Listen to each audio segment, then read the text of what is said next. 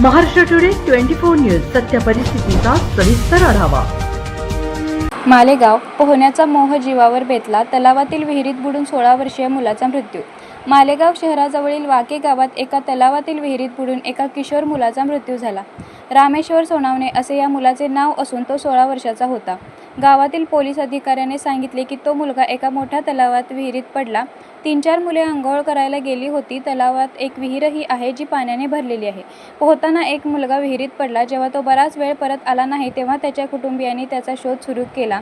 ज्या वेळेस कुटुंबातील व्यक्तींना माहिती मिळाली की तो पोहायला एका तलावात उतरला होता तेव्हा कुटुंबियांनी मालेगाव शहरातील एक प्रसिद्ध जलतरणपटू शकील अन्सारी यांना बोलवले असता अन्सारीने तलावातील विहिरीत शोधले असता त्याला 70 फूट खोल विहिरीत रामेश्वरचा मृतदेह आढळला।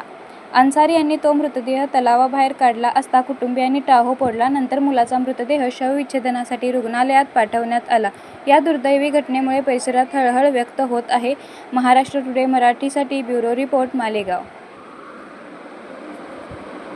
आज सौंदाना के आगे वाकया गांव है, वहाँ पर एक छोटा सा तालाब है, उसके अंदर एक कुआं है। 3-4 बच्चे नहाने के लिए उतरे और कुआं पूरा पानी में, आप वीडियो में देखेंगे, पूरा फुल है और पानी की कुआं के अंदर एकदम डूबा हुआ। बच्चों को समझ में नहीं आया और 2-3 बच्चे नहाते नहाते एक बच्चा कुएं के अंदर चला गया।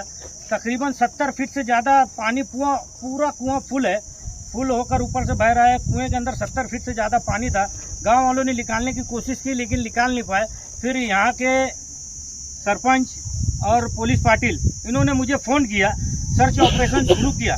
तो तकरीबन आधा से पौन घंटे के अंदर वो बच्चा 70 फीट पानी कुएं के अंदर नीचे था।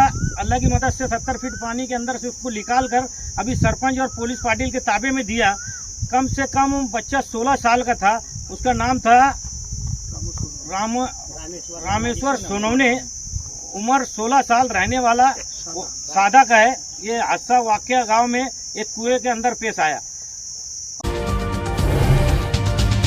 आजच महाराष्ट्र टुडे 24 न्यूजला सबस्क्राईब करा आणि सत्य परिस्थितीचा सविस्तर आढावा पहा।